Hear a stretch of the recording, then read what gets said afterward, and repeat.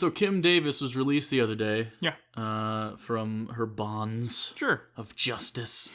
and she walked out to Eye of the Tiger. Yeah. So the real question everyone's wondering is, what's your walkout music when you get released for your religious views? Me? Yeah. Oh. There's only one correct answer. It's Raining Men. No.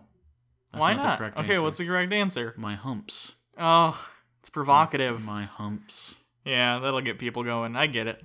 Yeah, it's a warm-up. Okay, can I also play It's Raining Men? We could play them at the same time. I don't think it'll sound good, but I like it. I want it. That's sex. It'd just be sex in the crowd. Men. Hallelujah, it's raining men. That's all I know.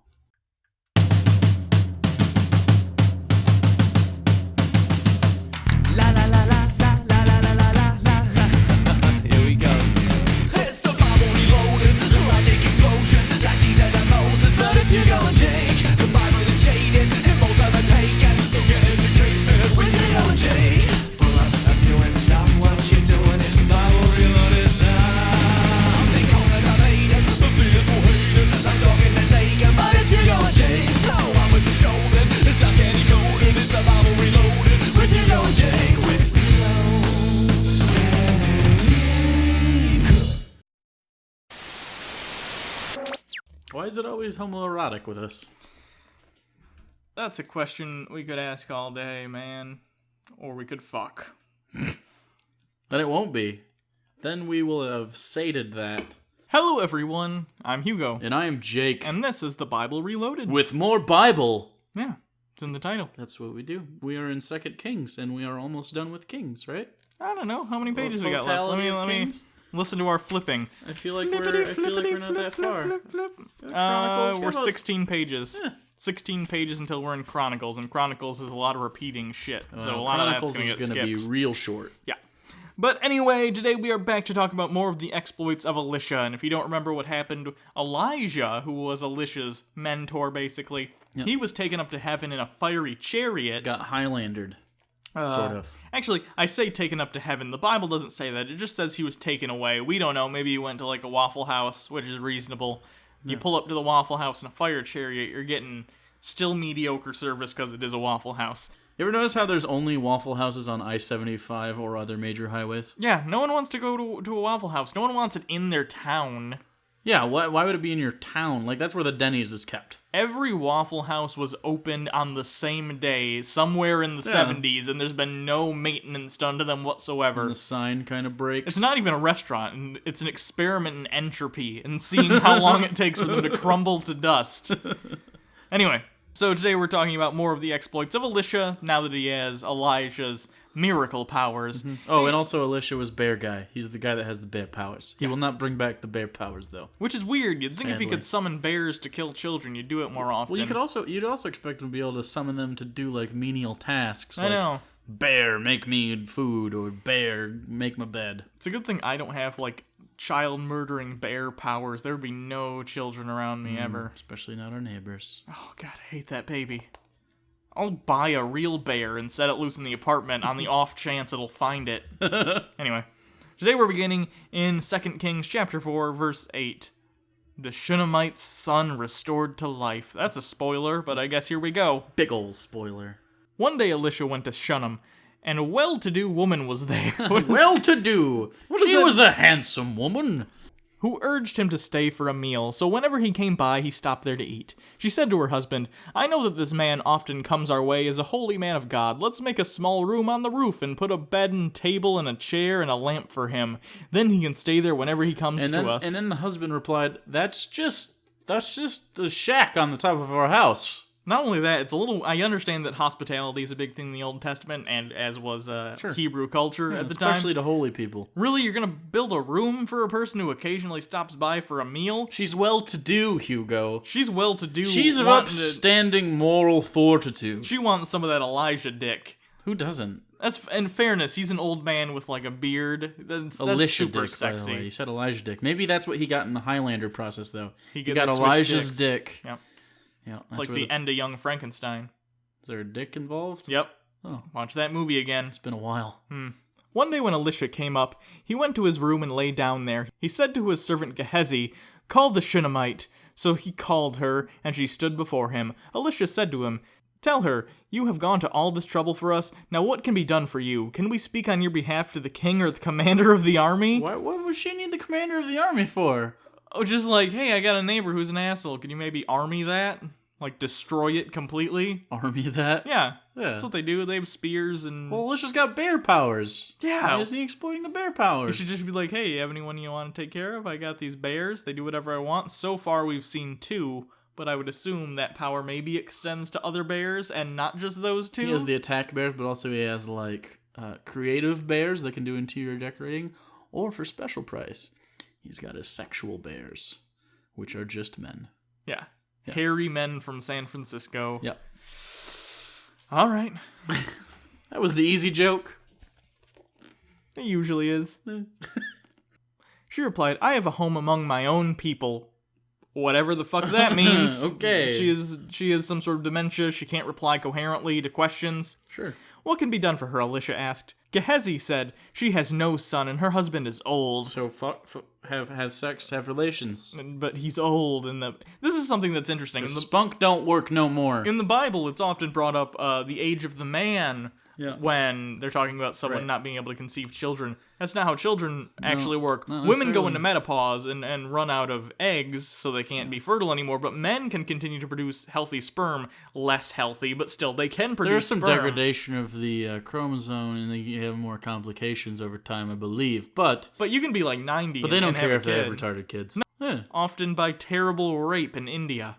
Oh, India. You like how we were bordering on maybe I was going to tell a joke and then I just said something devastating about the real world? Just devastating facts. There's no more jokes for you people. We've been way too nice. You need to realize what a fucking horrible world you're living in. For instance, a girl in Africa got pregnant and she was like, she never had sex and never did.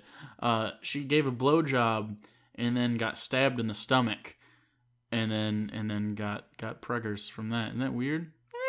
That'll happen. Once. Yeah, one time. One time that'll happen. She got stabbed right in the oves. The oves? Right in the oves. I don't think you can use oves as colloquial for ovaries. No one says oves. The phallopes. Okay, I'll say phallopes because that's pretty rad. I like really rad extreme 90s female genitalia. Phallopes. Yeah, phallopes. You know, I With like a Z. I like a uterus that's like really into the movie Brink. Just loves Capri Sun and the fucking X Games.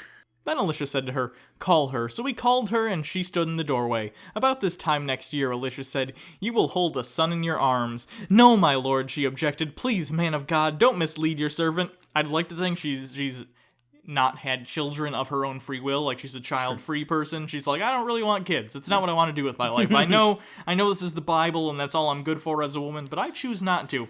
And now Elisha's like, "No, you're going to be pregnant next year." And now she's like, "Well, no, don't do that." And he's like, "No. You're gonna be pregnant next year. Don't you worry about it." But the woman became pregnant in the next year about the same time she gave birth to a son, just as Elisha had told her. There's a lot of time lapse in this story, by the way. So that's a year. The child grew, and one day he went out to his father, who was with the reapers. So probably 5-6 years old? Sure. So there's another 5 years. He said to his father, "My head, my head." His father told a servant, "Carry him to his mother." Because that's what you do in the old days. You say, "I'm a man. This is not a problem I'm dealing with." Quit your belly aching. You take the child to his mother to either die or be soothed. On his 18th birthday, I will give him a firm handshake and send him off into the desert to either survive or die. That's on him. After the servant had lifted him up and carried him to his mother, the boy sat on her lap until noon, and then he died. Oh! Of something, we don't know what. Of his head. Some sort of because head he has pain. a head. I like that. It's so amazing to me that, like, we're so spoiled by, like, autopsies and science that they could just be like, "Oh, how'd the kid die? His fucking head hurt. We don't know. We don't even know what aneurysms are. It's just demons to us." She went up and laid him on the bed of the man of God. Oh, that's rude. Please don't lay dead kids on my bed. Right. I don't even, if you want to put him in my room even, okay, please don't put him where I sleep. It's gonna leak dead kid juice. Right. Also, aren't we supposed to stay away from dead people? Yeah, they're ceremonially unclean now. Whoops. Then she shut the door and went out. She called her husband and said, "Please send me one of your servants and a donkey so I can go to the man of God quickly and return." The donkey is unrelated. I just like donkeys. "Why go to him today?" he asked. "It's not the new moon or the Sabbath." That's all right, she said. So she doesn't tell the husband. She knows if she says the kid's dead, he's gonna be like, did we have a kid? I'm an irresponsible father. I was in the field doing field things. You know, the stuff you do. Yeah, just stand by it. Maybe have something in my teeth like a blade of grass, like a really long one. Why do we do that? We don't know. It's just the farmer thing. Just smelling the dirt. If overalls had existed yet, I'd almost certainly be wearing them, maybe with flannel. She saddled the donkey and said to her servant, "Lead on, don't slow down for me unless I tell you." So she set out and came to the man of God on Mount Carmel. When he saw her in the distance, the man of God said to his servant Gehazi, "Look, it's the Shumanite." He's very excited about it. His assistant was like, "Yes, that is a good observation. I hate working here." For some reason, I get that. I get that feeling out of Elisha's servant. I feel like she's the kind of person, and I'm assuming it's a she for some reason. I don't know why. Did he say she? I don't know. I feel like she's the kind of person who's very upset about her boss. Like, he's the Michael Scott of their workplace environment. Except assume it ends without that really fantastic Michael ending with Pam. Run to meet her and ask her, "Are you all right? Is your husband all right? Is your child all right?" "Everything is all right," she said. She's lying to him, I don't know why. Such a lying face. When she reached the man of God at the mountain, she took hold of his feet. Gehazi came over to push her away. Like all these stupid bitches trying to get up on my fucking master. His Elisha dick is mine. Or Elijah dick, if they did switch. We talked about that, whatever. But the man of God said, "Leave her alone. She is in bitter distress, but the Lord has hidden it from me and has not told me why." The Lord? No, she's hiding it from you. No, see, he's a prophet, so he has to make a reason why he doesn't know what's already going on. That's super convenient. I don't know what's happening right now because God is hiding it from me. God's a real dick like that, hiding dead kids from the prophets. God loves to play a good old game of hide the dead kid. It's like Waldo, but with dead children. It's not a sight game, it's more of a smell game. Yeah. "Did I ask you for a son, my lord?" she said. "Didn't I tell you don't raise my hopes?" Ooh, that's pretty rough. Elisha said to Gehazi, "Tuck your cloak into your belt, take my staff in your hand, and run. Don't greet anyone you meet, and if anyone greets you, do not answer. Lay my staff on the boy's face." You know, sometimes you gotta lay a staff on a boy's face. You know, dead boy. Just drop it right on there. Flop a staff right on a boy cheek. But the child's mother said, "As surely as the Lord lives and as you live, I will not leave you." So he got up and followed her. Well, isn't this the part where her kid's supposed to be fucked now? Because... Well, he's dead. He's very dead. He's rotty dead. Yeah, but, like, usually when they don't listen, they're like, "Well, now you're smited!" Well, for some reason in this situation, he's giving her some slack. Maybe it's because she's super rad and has some cool, phallopes. She's got hip phallopes. Yeah. Not even hip. She's got hep. Hep? Like, it's come full circle, like Hep Cat, where it was lame, but now it's ironically cool again, like hipsters. Like Heppas. Got some hep phallopes. Gehazi went ahead and laid the staff on the boy's face, but there was no sound or response. So well, no shit, it's a staff. So Gehazi went back to meet Elisha and told him, "The boy has not awakened." When Elisha reached the house, there was the boy lying dead on his couch. It bugs me that they use the word couch here, because earlier they said bed, and in another sentence or so they used the word bed again. Yeah. And it just gives me weird Weekend at Bernie's images of this kid in sunglasses chilling on a couch, dead. Also, there weren't couches back then. No. So he went in, shut the door on the two of them, and prayed to the Lord. Uh-oh. Then he got on the bed and lay on the boy, mouth to mouth, oh, no. eyes to eyes, hands to hands, and he stretched himself out on top of him.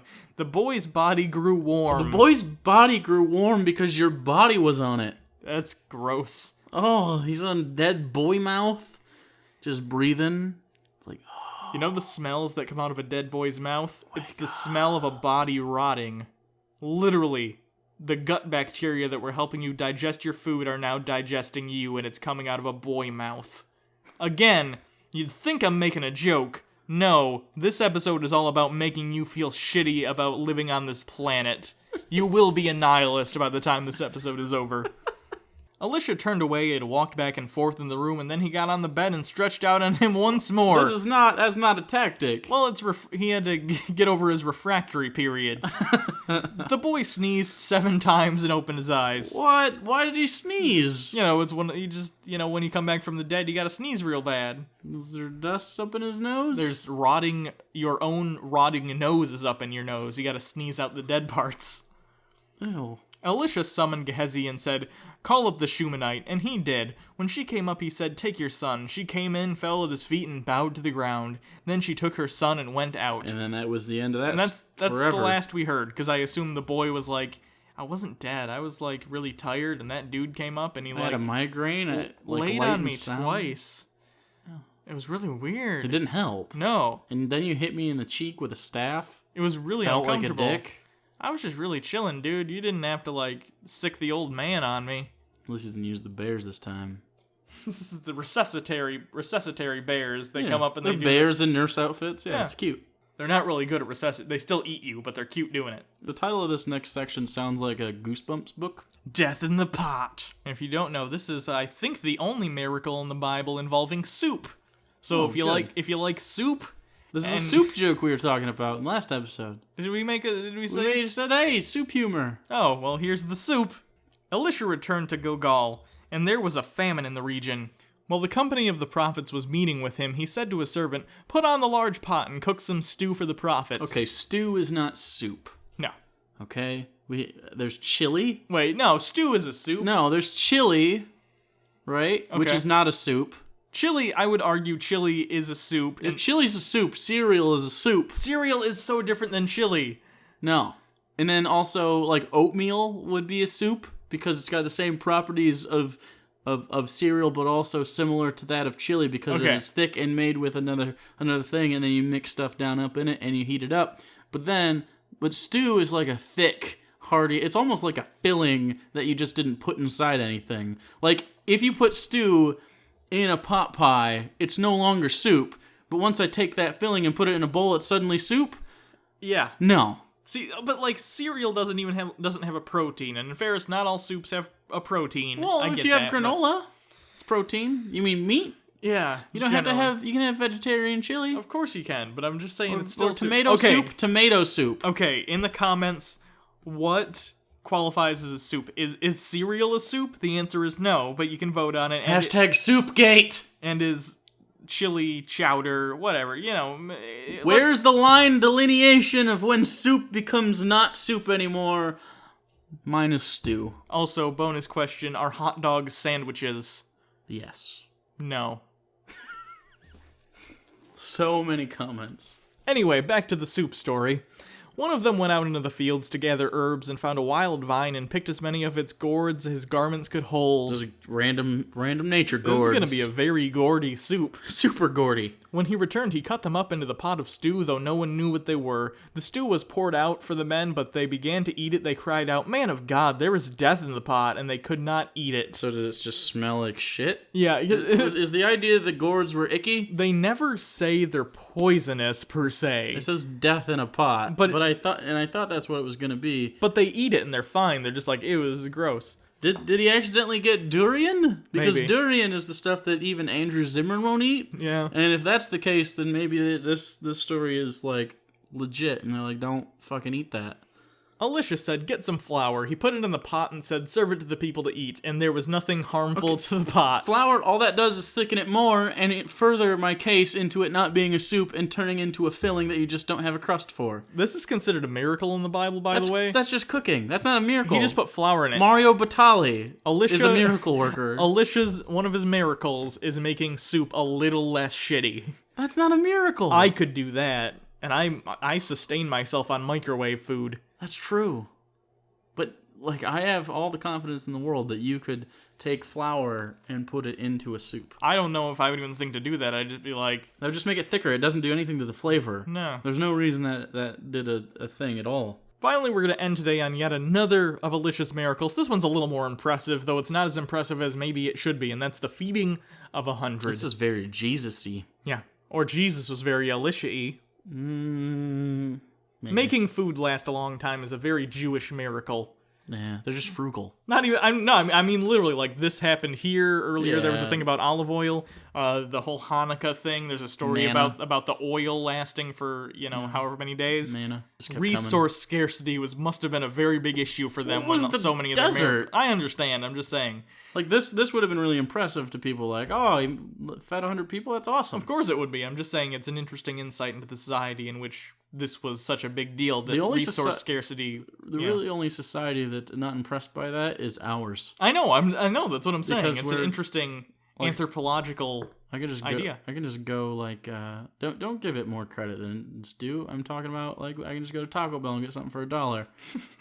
It'll be shitty for $1. Well, but I don't necessarily like Taco Bell. You know but... how I know that society has collapsed? Okay.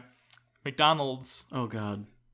Now has mozzarella sticks. Yeah, they do. That's almost worse than the Captain Crunch donut balls that are filled with frosting from Taco Bell. Yeah. I haven't had that. I haven't either. I had one. Had one before the Captain Crunch one. I had the one that's just like a Cinnabon. Cinnabon, that's and it fine. wasn't even that good. I didn't like it. I haven't had one either. But yeah, I had the McDonald's mozzarella sticks, and they're fucking awful. If you go to a McDonald's drive-thru or whatever, and you see the sign for the new mozzarella sticks, and they're like, "Hey, want to try our new mozzarella sticks?" Don't try them. They're garbage. Abort mission. It's hard to fuck up mozzarella sticks because it's just crispy stuff and then, cheese on the inside. They're awful. I can make mozzarella sticks homemade. Yeah, they're just don't get them at McDonald's. Please don't. Please, for your own sake, listen to me. Before, I've saved some cats' lives when I told you people that you shouldn't have your cat's water dish next to the food dish because they don't want to drink water next to their food. Yeah, they'll live longer and drink more water. I know. So move the cat dish, and also for your safety, don't eat McDonald's mozzarella sticks. But anyway. do eat Culver's cheese curds. Those are good. Yeah, those are awesome. So today, again, ending feeding of 100. A man came from Baal Shalisha, bringing the man of God 20 loaves of barley bread, baking them from the first ripe grain, along with some heads of new grain. Give it to the people to eat, Elisha said. How can I set this before 100 men, his servant asked. You could cut it. You could cut it. I could split 20 loaves of bread amongst 100 people. That's not even hard. But Elisha answered, "Give it to the people to eat, for this is what the Lord says. They will eat and have some left over." Then he set it before them, and they ate, and he had some left over according to the word of the Lord. That's not a miracle. That just means that people either weren't that hungry, or those were giant loaves of bread. Yeah, it didn't say they multiplied them or anything, so I don't really know what they're trying to say here. That's not Jesus-y at all. This guy's an imposter. I know. Jesus is so much better than this Jesus poser. is way cool. Yeah.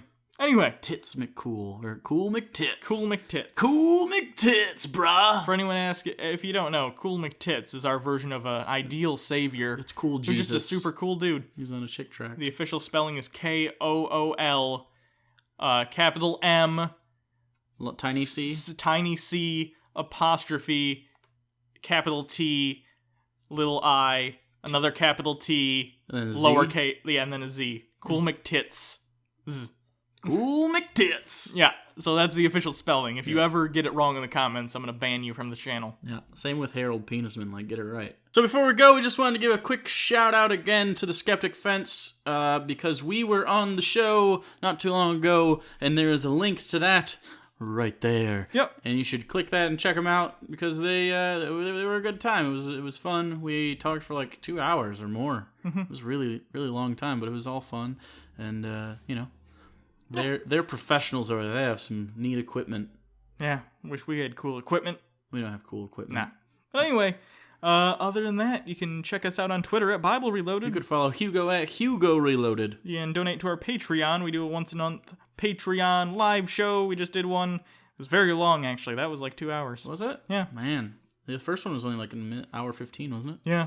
They keep getting longer. Well, there's only two of sample size. They'll probably be between an hour 15 to 2 hours most of the time. I can't imagine they'd go much longer than that. But, it's extra stuff. We've been doing some Christian comics on there. There should be a sample of that up already or soon. I downloaded it yesterday, so.